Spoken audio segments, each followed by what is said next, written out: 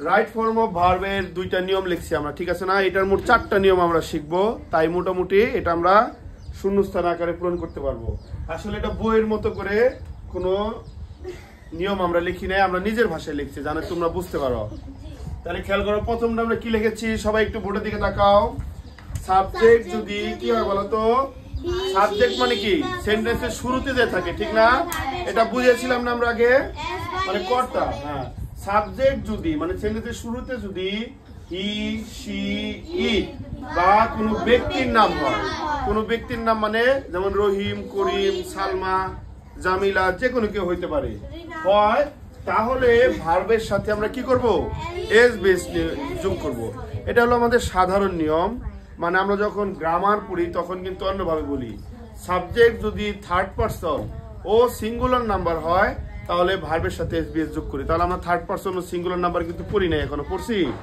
এই জন্য আমি সহজভাবে দিয়েছি। যখন আমরা ওই নিয়মগুলো পড়বো তখন আর একটু ভালো করে বুঝতে পারবা তোমরা। তাহলে সাবজেক্টে কে থাকবে আমরা সহজভাবে মনে রাখবো। বলো বলো, হি, শি, ইট বা কোনো ব্যক্তির নাম থাকলে কি করতে হবে? ভার্বের সাথে কি করতে হবে? এস বাই এস যোগ করতে হবে। তাহলে খেয়াল করো, আমি একটা উদাহরণ দিয়েছি, দেখো।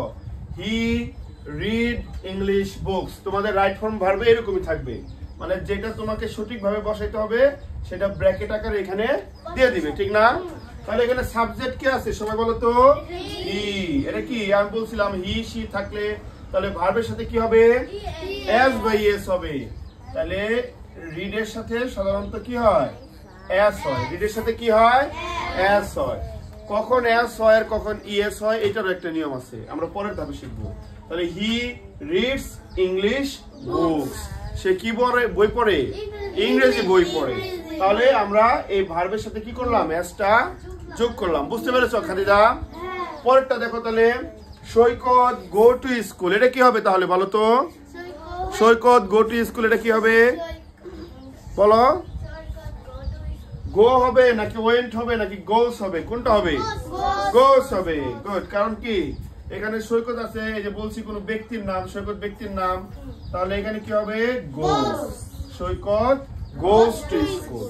তাহলে সাবজেক্টে যদি হি থাকে, শি থাকে, ইট থাকে বা কোনো ব্যক্তির নাম থাকে তাহলে আমরা ভার্বের সাথে এস বেস করব। তাহলে আমরা এখানে একটা নিয়ম শিখে ফেলি।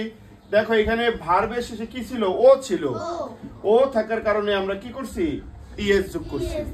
ও থাকার কারণে কি যোগ করছি? আর ও না থাকায় আমরা শুধু এস যোগ করছি। এরকম করার সময় আমরা একটা করে নিয়ম শিখব। তাহলে আমরা এবার 2 নম্বর নিয়মে যাই। 1 নম্বরটা বুঝতে পারছো তো সবাই? 1 নম্বরের ঠিক বিপরীত হলো 2 নম্বর। 1 নম্বর হলো আমরা শিখলাম কখন এস বাই এস হবে, আর 2 নম্বরে কি শিখবো? কখন এস বাই এস হবে না। হ্যাঁ, তাহলে সাবজেক্ট যদি এইগুলি না হয়ে আই হয়, উই হয়, ইউ হয়, দে হয়, কে কে বলো সবাই আমার সাথে একবার বলো। আই, উই, ইউ, দে হয়, তাহলে আর ভার্বের সাথে হবে হবে না। গুড। তাহলে we dash football, play football, তাহলে যেহেতু এসবিএস হবে না তাহলে আমার প্লে আছে, আমরা কি লিখবো? প্লে লিখবো। সহজ নিয়ম। কি দেখে বুঝবো আমরা এটা বসাবো? সব সময় সাবজেক্ট দেখে, ঠিক না? তারপরে কি আছে বলো? They. They dash fish, catch আছে, তাহলে কি হবে? ক্যাচই হবে। They catch fish. তারপরেও কিছু নিয়ম আছে, আমরা পরের ধাপে শিখবো যে কখন পাস্ট ফর্মটা বসবে, কখন পাস্ট পার্টিসিপল বসবে। এখন আমরা শুধু প্রেজেন্টের 2টা নিয়ম শিখলাম, ঠিক না? কি কি শিখছি? কখন এসবিএস হবে আর কখন এসবিএস হবে না। বুঝতে পেরেছো? তাহলে সবাই আরেকবার বলো তো, কখন এসবিএস হবে? সাবজেক্ট কে থাকলে এসবিএস হবে বলো? হি, শি, ইট বা কোনো ব্যক্তির নাম থাকলে হবে। আর কে থাকলে এসবিএস হবে না? এস বাই এস হবে। ঠিক আছে, ধন্যবাদ।